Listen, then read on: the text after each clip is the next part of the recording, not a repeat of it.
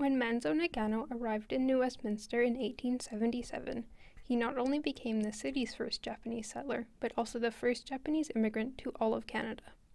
Prior to the 1850s, emigration had been banned in Japan, and large numbers of Japanese people only began to arrive in Canada in the 1890s. This first generation of immigrants is called the Issei. It was in the 1890s, 20 years after Manzo Nagano's arrival, that cohesive Japanese settlements were formed in the New Westminster area. A large community developed in Queensborough, where George Sasaki, shown here with Tojiro Suto, was one of the early Japanese settlers.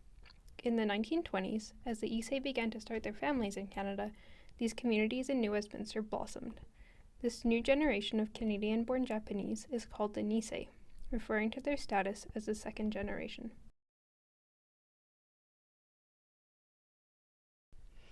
Early Japanese immigrants often worked in the fisheries at the mouth of the Fraser River, either in canneries or fishing for the canneries on their own boats.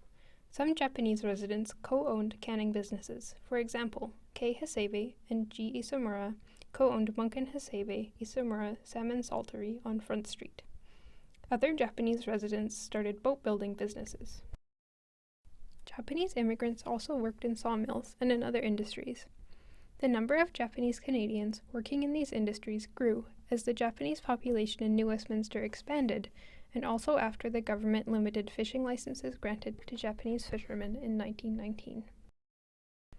The Japanese community had an entrepreneurial spirit, and a variety of Japanese businesses were established in New Westminster. Paul Okamura provides a unique example. He moved to the city in 1893 to teach art at St. Louis College, a Catholic boarding school, and a few years later he opened his own photography studio out of his house at 99 4th Street. Okamura became a much sought-after photographer among the affluent citizens of New Westminster, taking portraits and documenting events in the city. Mikizo Nishiguchi arrived in Canada in 1900 and opened a grocery store on Columbia Street. By 1940, the family business had expanded to include a large department store, a barber shop, 2 taxicabs, and a steamship agency. In Queensborough, one notable Japanese establishment was Hasegawa's Japanese Confectionery, which was located at Boyne Street and Ewan Avenue.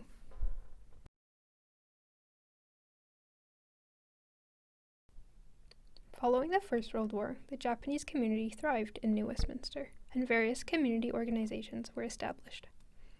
A Japanese language school was opened on Boyne Street in Queensborough to teach the community's children Japanese, in supplement to the public education they received in English. In 1929, a Buddhist temple was built at 120 10th Street in New Westminster, which became an important religious center for the Japanese community.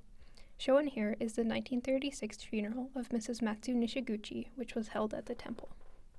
The Japanese community also participated in larger New Westminster events, for example, entering a float in the May Day Parade and playing in baseball games in Queensborough.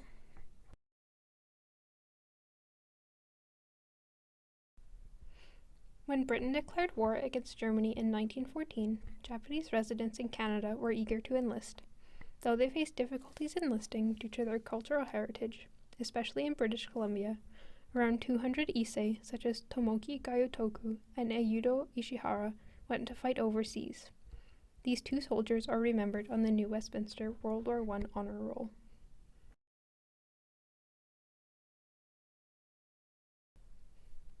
Japanese Canadians face many challenges in Canadian society.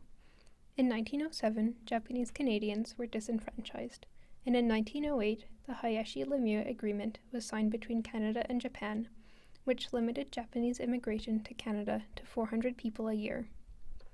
Already facing discriminatory restrictions in the fishing industry, during the Great Depression, Japanese residents found themselves phased out of their jobs in sawmills and in other industries in favor of workers of European descent.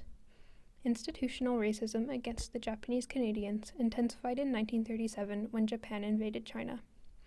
This 1937 leaflet, for instance, calls for a boycott of Japanese goods.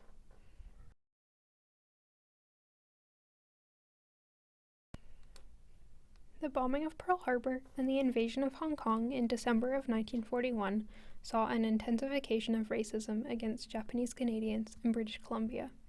Many in the province called for the removal of Japanese residents from the west coast, and eventually the federal government agreed, despite military advice stating that there was no threat.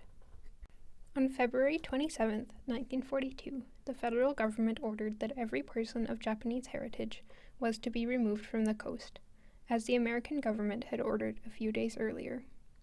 A total of around 21,000 people, more than 3/4 of whom were Canadian citizens, were subsequently removed.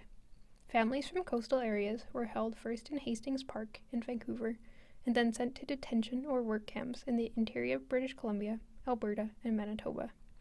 Mikizo Nishiguchi's family, for example, was detained in Ashcroft, British Columbia. Japanese Canadians were forced to leave all of their property and savings behind, which were then expropriated and liquidated by the custodian of enemy alien property, starting in 1943. This letter from 1946 deals with the sale of Yonataro Tainaka's properties in Queensborough. By 1944, the Allies desperately needed Japanese linguists and translators in Asia. Japanese Canadians had previously been barred from fighting in the war, but eventually Canada allowed around 150 Japanese Canadian volunteers to enlist. T. Buck Suzuki was one of these men, who after the war started an environmental organization in New Westminster named the T. Buck Suzuki Foundation. A year after the United States revoked their internment order, internment was ended in Canada in 1945. Japanese Canadians then were given a choice to either settle east of the Rockies or to move to Japan. Many moved to Toronto, and around 4,000 went to Japan. It was only in 1949 that the ban against Japanese people on the coast was lifted, after Japanese Canadians were given the vote in 1948. After 1949, a small portion of New Westminster's former Japanese Canadian residents returned to the city. The Kamachi family, for instance, returned from Kamloops in 1950 to resume fishing and boat building in Queensborough. New Japanese immigrants, called Shin Ijusha, arrived in New Westminster after the war. New Westminster's Japanese Canadian residents entered professions from which they had previously been excluded.